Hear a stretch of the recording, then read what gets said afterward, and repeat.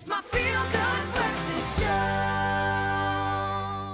Welcome back to your Feel Good Breakfast Show on this Monday. Listen, we are still celebrating women throughout the month of August, and it is a celebration of strength, but not just in the traditional sense. Today's guests challenge us to expand our understanding of what it means to be strong in our bodies, in our minds, and in our voices. Now, Anchisa is a scientist and science communicator using storytelling to amplify African voices in STEM, and we definitely need to see more women in STEM. While Risha Musaji, better known as Rush Tush on the social streets, is empowering women globally through fitness, nutrition, and of course confidence. Now, their work shows us that strength can be intellectual, can be emotional, physical, and deeply personal. And together they're shaping a culture where women lead boldly and live fully, which is what I'm here for. Let's be unapologetic every single day. So let's give them a feel-good welcome. Come on now.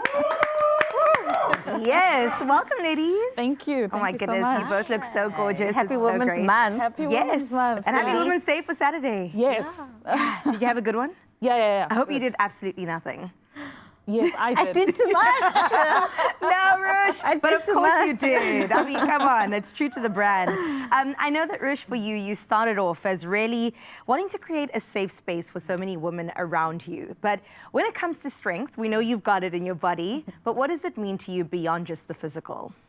I think a lot of people misunderstand that, being strong is not just about feeling strong physically with your muscles. It's about your mindset, how you're thinking, how you're addressing yourself.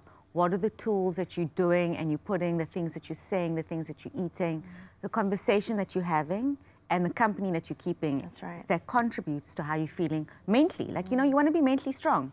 What's the point of sitting with muscles and you can't move them because Sure. your mind is not aligning with your body? Yeah. And they do say that the mind is half the work done. To get you into any sort of space, and I can assure you that your mind has been working overtime. And I mean, a scientist, a science communicator as well. And I think that you're doing such a great part in really shifting the narrative when it comes to science in Africa and how people see it as well. So how does it really redefine what power looks like to you in the world that you live in day to day? Absolutely. So I firmly believe that knowledge transfer is at the core of who I am.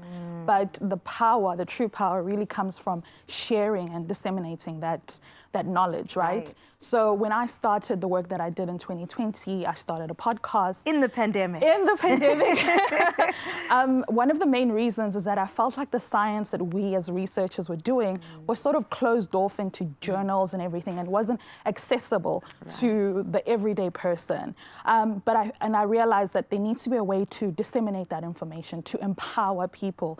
And through the work over the past 5 years, I've realized that as African researchers, we have great knowledge and we're able to, showcase that and show to the world that we are knowledgeable, we are powerful, and we can contribute to that body of knowledge. But most importantly, it also allowed to showcase visible role models. And that's such a powerful thing, especially for young people or anyone who gets to see themselves in that and to showcase that, science is not just for scientists, but it's for everyone right here. Yes. Wow. As you say that, I'm like, really? Yes, I believe you. It really is. Representation matters. And I think that you are walking in that. So thank you for the work that you do as well. Rush, I'm going to come back to you about building an empire. Please, we're all sitting here with notes, pens, and paper. Your personal values connected to Rush Tush, we know that it has expanded globally and really become something way beyond you and bigger than you that can live on its own. So what are your personal values that you also attach to your brand and your business? I think it's very clear if you're starting a brand or business or you trying to create something that you have a clear vision of what it looks like, what aligns with that, and you keep it clean. And it's about that consistency every single day. And I think a lot of maybe building blocks they fail to know what they stand for, what their visions are, what they're aligned with, because you can get distracted easily by so many things around you, so many trends. You can't be everywhere because then you end up being nowhere. You can't be everything because then you don't really, people can identify something specific about that brand. So I think it's the message and what's your mission statement? What are your core values, and you've got to stick with that. And I think that we forget that consumers and people or communities are a lot smarter than we think. 100%. And they see through this I don't know, frivolous, silliness. The facade of it all. Yeah. We want real connections. We want real brands that see us, that listen to us, that help us solve our problems or that better us. Not brands that are just there for a good time or to enhance us, but not really adding value. That's what I was going to say. It's the value that we're looking for. I think we've passed beyond the veneer, porcelain, Instagram phase. And now we're like, nah, Rush, tell me more. Tell me the real stuff. Let me go to your stories and see it everywhere throughout your page that you're a real woman taking on real things, right?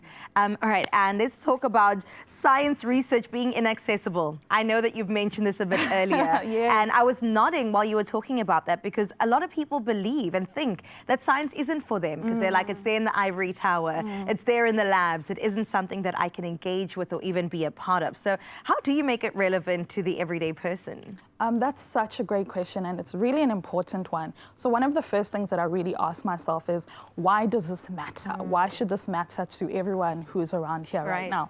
Because, like I said in the beginning, it feels like it's very related to only scientists. So what I do is I use storytelling. So storytelling in the way that our podcast, and even when I started the Root of the Science podcast, the essence was root. So to really get to know the person, the authentic side, the not facade, not just the researcher. So we get to know the person behind the research and the science. And then we showcase that, wow, this is real work that's being disseminated, and people can be like, okay, this connects to me, this is important. And we recently did an episode regarding the ripple effects of the aid cuts. It's 6 months on. But what has happened? So we had a wonderful conversation with someone who represented NGOs, someone who was a doctor, and someone who was also left unemployed. So these are real topics that concern society, and they deserve to be heard. And that's exactly what I do in my storytelling. Beautiful. And I love the storytelling that comes across from both of these women, okay? And we're not going to stop here. Rish and Anne are going to stick around just a little bit more. Part 2 of our conversation, shining a light and also empowering women, empowering you at home, will come your way straight after this. It's my feel-good breakfast show.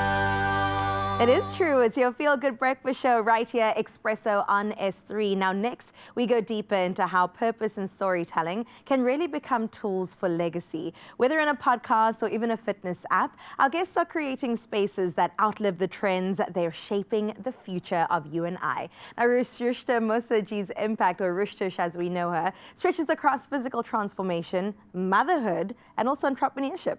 And then we also have Anne Chiso, who continues to use science communication to shift identities, dismantle stereotypes, and spark curiosity. Now, together, these powerhouses show that when women lead with strength and story, they leave lasting change behind. So, ladies, thank you for still being here. Thank you. We've got to get back into this chat. I've been waiting. I'm like, is it now? Is it now? Let's get into it. Now, Anne, I know that you spotlight a lot of science storytelling, and scientists on the African continent.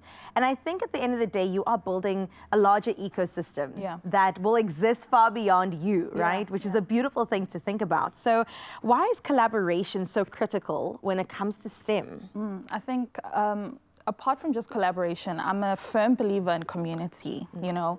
And I think as science, we do such amazing work, and bringing it back to society, I believe that as researchers, we do science for 2 main core reasons. One is for curiosity. We're trying to solve a hypothesis. And the other one is to solve societal problems or environmental problems. But those problems can't be solved by one person alone. And there's a need for us to work together in interlinkages. So you have the researcher, the scientist, you have the policymaker, we have media right now talking about science. We've got the community, which is also very, very important for that ecosystem to develop. And on a personal note as well, just to emphasize my desire for community. I'm part of a wonderful community, the Gates Foundation Goalkeepers, and that's why I'm actually here. It's a community of people who are doing such amazing work in their communities with various different disciplines that lead to sustainable development goals.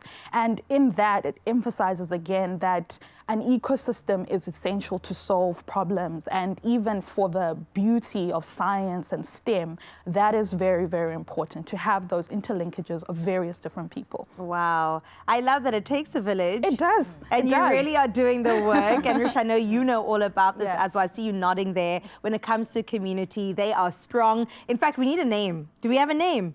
The fans of Rush Tush, we need a name, please, like the Beehive for Beyonce. We're here backing everything you're doing because you're a mother of 4, you're a wife, you're a CEO, an entrepreneur. Like the list just goes on and on. Sister, friend. Sister, friend, come on. stylist. Yes. A chef at A home. fashion icon. Like, please, can we just give her all her flowers while she's here? How do you even stay grounded? Like, what is your strategy for making sure you're okay? It's so tough because throughout the day I have to check in with myself. And Yeah. just take a deep breath.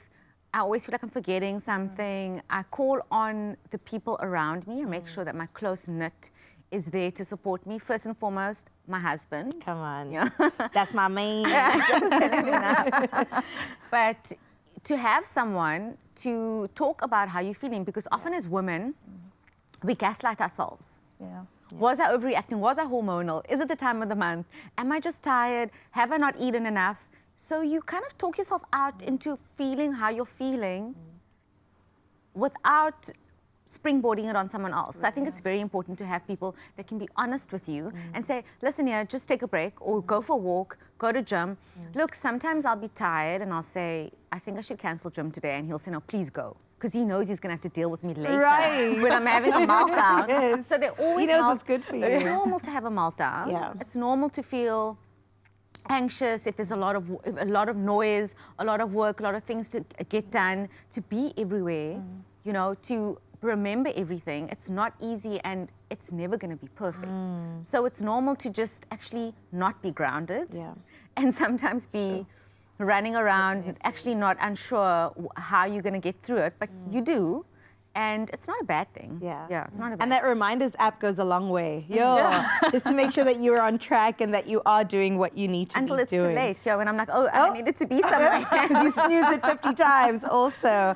And also you talk about visibility being power. I mean, that in and of itself is such a statement. Earlier on, we did mention that representation matters. And that's Yes. exactly the work that you're doing. So what is next in your advocating world? What can we look forward to? Well, I always say, until it happens, I want to be the Oprah of science. Come on! I want to be the Oprah of science. I want to be able to take African science to mainstream media, for us to have a conversation like this right now with scientists and to showcase that, you know what, Africans are doing amazing work. We saw during COVID that Africans contributed significantly to the development of that vaccine. And it's not only in that field, it's in so many other spaces as well. So with that, I sort of springboarded from just the podcast to starting Root of Science Media to create a platform for digital science communication, audio, visual, and print, and to also help train science communicators so that scientists can own their research and come confidently on a show like this and speak to everyone so that people really understand. So that is the dream, and hopefully one day we'll Definitely one day. Graham calls this the manifestation station. Look around, feel it, touch it. Because when you come back, it's going to be happening, okay? Ruth, some lasting words. I know you headed into the kitchen for something sweet in a bit, but you know I'm going to have to ask you to just impart a little something, a seed, a bit of wisdom to a woman right now, a young girl that's just going, me too. I want to be where you guys are, but it feels like I'm at A, they're C. What's the B? What's the process? How do they even begin? I think you need to take a risk. Yeah. And you need to be fearless in your approach to it. Even if you're standing on your own 2 feet alone, that's all you have at the end of the day, you know? I think you can't wait for someone else to encourage you, wait for someone else to assist you, wait for someone to say, this is the time now. You have to take that risk. And if it doesn't work out, take another risk. Right. Don't be so hard on yourself. Don't beat yourself up. Explore. The only way to discover who you are and what your real purpose is and where you're going to go is if you explore. And you're not going to get there if you don't make a mistake, if you don't figure out, actually, wait, I didn't like that. So you've got to try it, try different things and don't be afraid. I think so many people are afraid of being cringy. Yeah. Just do Forget it. that. Yeah, just do it because no one's going to do it for you. Yeah. And I think through that, you'll see that the people that you need will come into your life. Yeah.